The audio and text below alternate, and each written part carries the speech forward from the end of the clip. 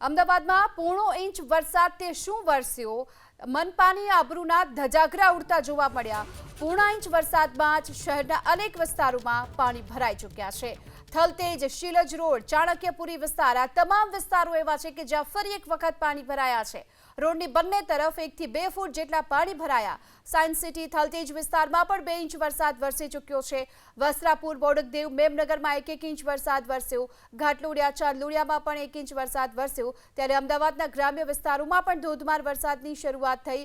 ધંધુકા પંથકમાં 1 ઇંચ, ધોલેરા પંથકમાં 1.5 ઇંચ વરસાદ વરસ્યો છે। પરંતુ અમદાવાદ શહેરમાં જે સરેરાશ પોણો ઇંચ વરસાદ વરસ્યો ત્યાં હાલ મહાનગરપાલિકાની આબરૂના ધજાગરા ઉડતા જોવા મળી રહ્યા છે। કારણ કે ફરી એક વખત લોકોએ કેટલાક વિસ્તારોમાં પાણી ભરાવવાની સમસ્યાનો સામનો કરવાનો વારો આવ્યો।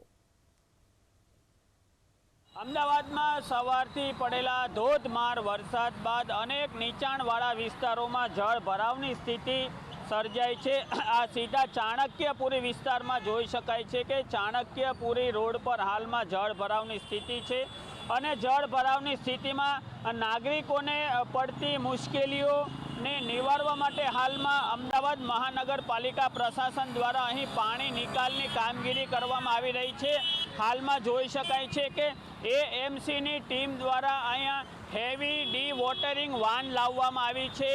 આ હેવી ડી વોટરિંગ વાન દ્વારા પણ અહીં હાલમાં પાણી નિકાલની કાર્યવાહી હાથ ધરવામાં આવી છે। તે ઉપરાંત જે સ્ટ્રોમ વોટર ડ્રેનેજ લાઇન છે તેના ઢાંકણા પણ ખોલવામાં આવ્યા છે। અહીં હું દેખાડવા માંગીશ કે આ સ્ટ્રોમ વોટર ડ્રેનેજ લાઇન છે કે જેના ઢાંકણા હાલ ખોલવામાં આવ્યા છે અને ધીરે ધીરે પાણી ઉતરી રહ્યા છે। પરંતુ ચાણક્યપુરી રોડ પર આ વરસાદી પાણી ભરાઈ જવાની વર્ષો જૂની સમસ્યા છે અને જે આ સમસ્યા છે અને અહીં જળ ભરાવની સ્થિતિ છે તે ક્યાંક ને ક્યાંક એએમસીની જે પ્રી મોન્સૂન કામગીરી છે તેની પર પણ સવાલ અને નિશાન ઊભા કરી રહી છે। આ જો સોસાયટીની વાત કરવામાં આવે તો હરિવિલા એપાર્ટમેન્ટ, આર્યન બંગલો, સાયોના દર્શન અને જજુસ બંગલો સહિતની જે સોસાયટીમાં જવાનો આ જે રસ્તો છે તે હાલમાં બ્લોક થઈ ગયો છે, જળબંબાકાર થઈ ગયો છે। સમગ્ર જે રસ્તો છે તે પાણીમાં ગરકાવ થઈ ગયો છે અને હાલમાં રોડની બંને તરફ ટ્રાફિક જામના પણ દ્રશ્યો સર્જાયા છે।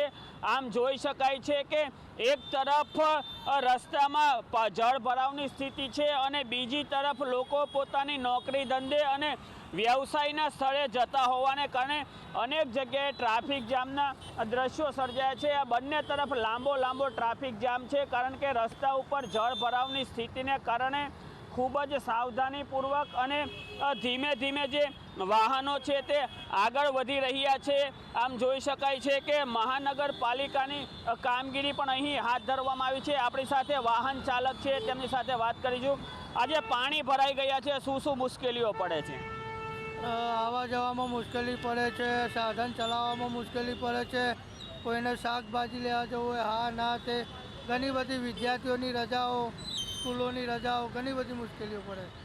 આ વર્ષો જૂની સમસ્યા છે કે આ પાણી ભરાવાની કેટલા વર્ષો જૂની સમસ્યા? આ તો વર્ષોથી સમસ્યા છે। જ્યારે બી વરસાદ પડે ને ત્યારે ગટરો ઉભરાતી જ રહે છે, આનો કોઈ નિકાલ આવતો નથી જલ્દી। જી, આ હતા સ્થાનિક નાગરિક। તેમણે સ્પષ્ટ જણાવ્યું કે આ જે ચાણક્યપુરી વિસ્તારમાં જળ ભરાવની જે સ્થિતિ છે તે વર્ષો જૂની સમસ્યા છે। વર્ષોથી સ્થાનિક નાગરિકો દ્વારા અનેક રજૂઆત કરવામાં આવી છે પરંતુ આ જે જળ ભરાવની સ્થિતિ છે તેમાં કોઈ સુધારો આવ્યો નથી। હાલમાં અમદાવાદ મહાનગરપાલિકાની જે ટીમ છે તે સતત કામ કરી રહી છે। આપણી સાથે અમદાવાદ મહાનગરપાલિકાના કર્મચારી કૃણાલભાઈ છે, તેમની સાથે વાત કરીશું। કૃણાલભાઈ, હાલમાં નાગરિકોને હાલાકી ન પડે તે માટે શું કામગીરી કરવામાં આવી રહી છે? અમારું ડ્રેનેજ પમ્પિંગ સ્ટેશન બનાવેલું છે સ્ટોમ વોટર વરસાદી પાણીનું, એ સાઈડમાં રહેજો ને, એ મારફતે લાઈન ચાલુ જ છે, કામ ચાલુ છે। હાલમાં જે વરસાદી જળ ભરાવની સ્થિતિ દર વર્ષે સર્જાય છે તેનાથી લોકોને રાહત મળે તે માટે શું કાર્યવાહી કરાય? ડ્રેનેજ પમ્પિંગ સ્ટેશન, સ્ટોમ વરસાદી પાણીનું પમ્પિંગ સ્ટેશન નવું જ બનાવેલું છે ને એ મારફતે અત્યારે કામગીરી ચાલુ છે। કેટલો સમય થશે પાણી? કલાકની અંદર પાણી ઉતરી જશે।